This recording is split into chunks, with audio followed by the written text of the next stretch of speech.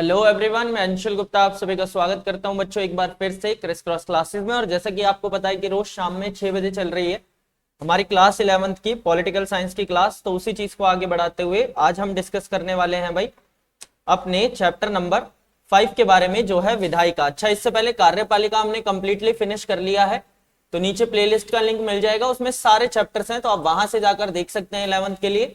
ठीक है, regular classes चल रही हैं शाम में 6 बजे, तो आपको टाइम याद रखना है। सभी नोट्स, इंपॉर्टेंट क्वेश्चन, क्विजेज और ऑब्जेक्टिव क्वेश्चन आपको मिल जाएंगे नीचे डिस्क्रिप्शन में, तो वहां से चेक करना बिल्कुल भी ना भूलें।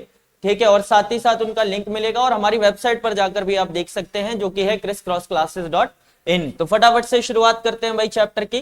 देखो, ये समझते हैं सबसे पहले ये है क्या। 3 पार्ट्स के अंदर हम डिस्कस करेंगे ताकि कॉन्सेप्ट और सभी टॉपिक अच्छे से क्लियर हो जाए। और तीनों पार्ट्स का लिंक हमेशा की तरह कहां मिलेगा? नीचे डिस्क्रिप्शन में। तो देखो, आज हम ये समझेंगे सिर्फ कि विधायिका किसे कहते हैं, जिससे आपका कॉन्सेप्ट बिल्कुल क्लियर हो जाए।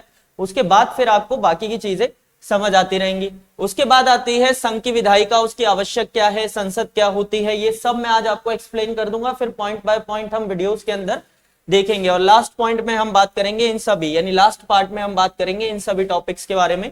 तो फटाफट से शुरू करते हैं भाई। सबसे पहले हम ये समझते हैं कि विधायिका होती क्या है। विधायिका को इंग्लिश में कहा जाता है लेजिस्लेचर या विधानमंडल। ये क्या होता है? किसी राजनीतिक व्यवस्था के उस संगठन या इकाई को कहते हैं जिसे कानून व जननीतियां बनाने, बदलने व हटाने का अधिकार हो। किसी विधायिका के सदस्यों को क्या कहा जाता है? विधायक कहा जाता है। अब मेरी बात सुनो गौर से। मैंने आपको बताया था कि भाई जो सरकार होती है ना, उस सरकार के 3 अंग होते हैं। कौन सा? कार्यपालिका, विधानपालिका और न्यायपालिका। सिंपल।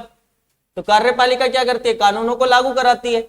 किन कानूनों को लागू कराती है? जो विधानपालिका यानी कि विधायिका बनाती है। तो यहां पर यही लिखा है कि कानून या जननीतियां, उन्हें बनाना, उन्हें बदलना और उन्हें हटाना, ये काम क्या करती है? विधायिका करती है। यानी कोई नया कानून बनाना है, कोई पुराने कानून में कोई चेंज करना है या उस कानून को हटाना है, ये काम किसके द्वारा किया जाता है? हमारी विधायिका यानी विधानपालिका के द्वारा किया जाता है। अब विधायिका 2 प्रकार की होती है मेनली, अगर हम देखें तो। एक तो होती है संघ की विधायिका और दूसरी होती है राज्य की विधायिका। अब देखो, ये टॉपिक ना आपको ना बिल्कुल क्लियर हो जाएगा मेरे साथ अगले 5 मिनट अगर आप इन्वेस्ट करोगे तो। देखो, भारत के बारे में बात करते हैं।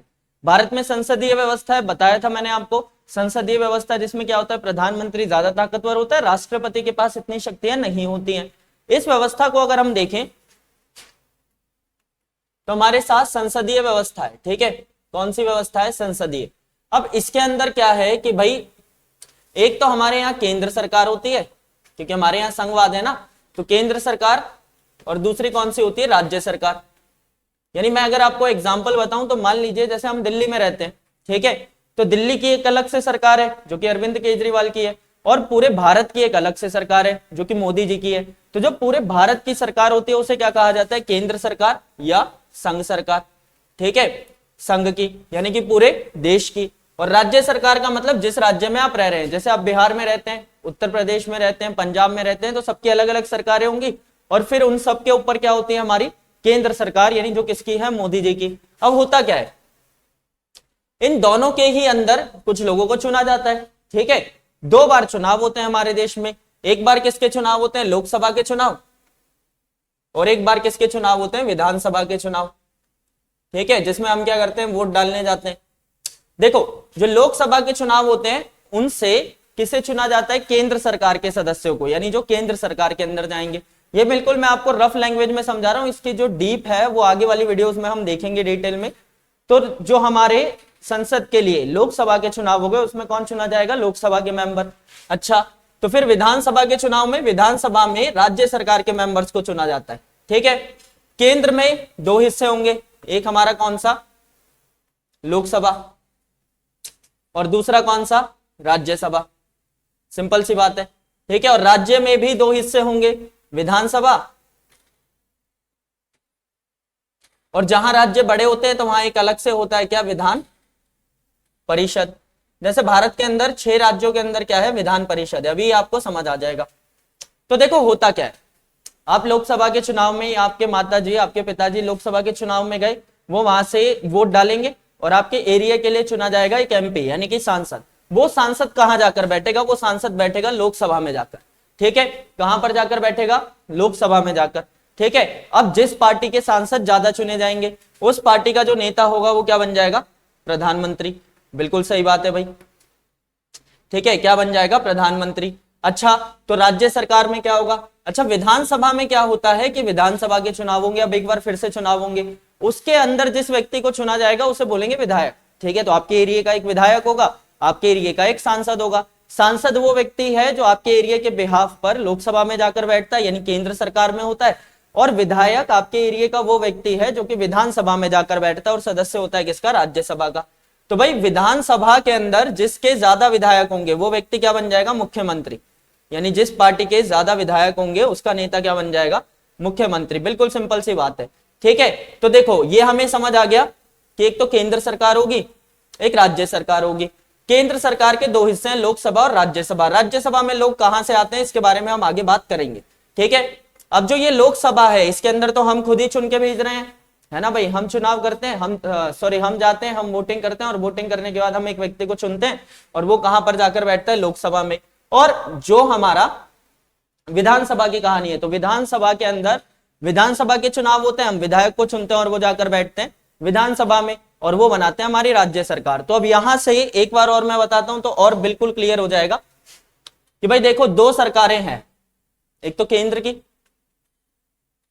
ठीक है। अब मैं दिल्ली का उदाहरण लेके बताता हूं तो आपको समझ आएगा, ठीक है। और दूसरी कौन सी? हमारी राज्य की, ठीक है। केंद्र सरकार का मतलब हो गया जो पूरे देश की है। तो भाई हमारे यहां पर चुनाव हुए किसके? लोकसभा के। केंद्र सरकार में कौन से दो हिस्से हैं, कौन से दो सदन है? एक तो लोकसभा और एक राज्यसभा। तो भाई हमारे यहां पर चुनाव हुए किसके? लोकसभा के। हम वोट डालने गए और हमने किसे चुना? एमपी को। एमपी यानी मेंबर ऑफ पार्लियामेंट, यानी कि सांसद। और वो व्यक्ति जाकर बैठा कहां पर? लोकसभा में। और जिस दल के ज्यादा व्यक्ति बैठे, यानी जिस दल को बहुमत मिला, उसका मुखिया क्या बन गया? प्रधानमंत्री। ये बात बिल्कुल क्लियर हो गई, ठीक है। फिर हमारे यहां पर दोबारा चुनाव हुए।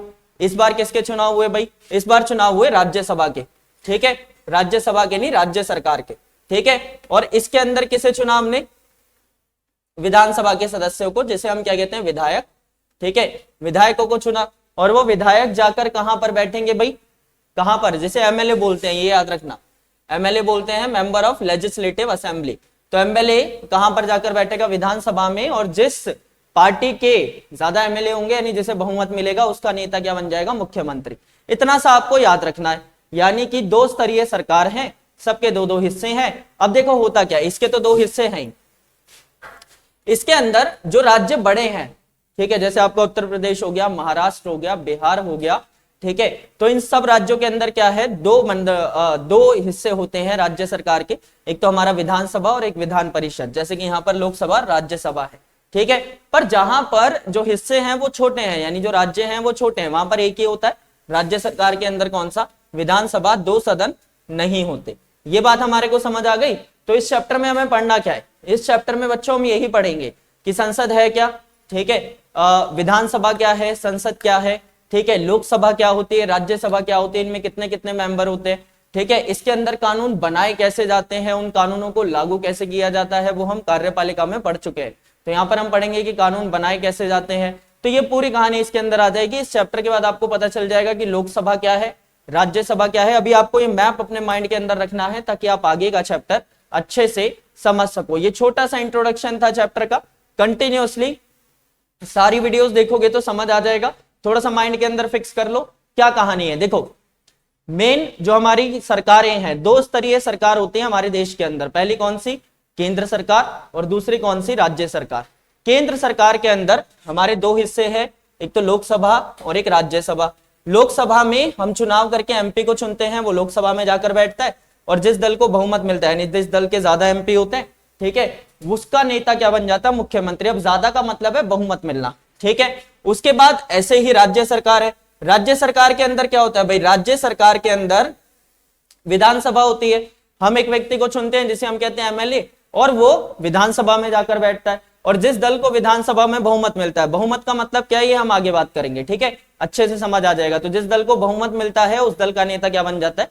मुख्यमंत्री। तो ये आपकी रफ कहानी है इस चैप्टर के बारे में, ठीक है। फिर आगे हम कार्यपालिका को भी इससे रिलेट करके पढ़ेंगे। तो बिल्कुल रेगुलरली क्या करना है? क्लासेस को ज्वाइन करना है ताकि सभी टॉपिक्स अच्छे से समझ आए। तो ये माइंड मैप बिल्कुल माइंड के अंदर फिक्स कर लो। ठीक है, कल इसका नेक्स्ट पार्ट आएगा जिसके अंदर हम एक एक करके बात करेंगे कि संसद है क्या, ठीक है, केंद्र सरकार क्या होती है, राज्य सरकार क्या होती है, लोकसभा क्या है, राज्यसभा क्या है, विधानसभा क्या है, इनके कार्य क्या है, किस प्रकार कार्य करते हैं, किस प्रकार कानून बनाते हैं। तो फिलहाल के लिए इस वीडियो में इतना ही। Thank you very much everyone for joining the session. Thanks a lot.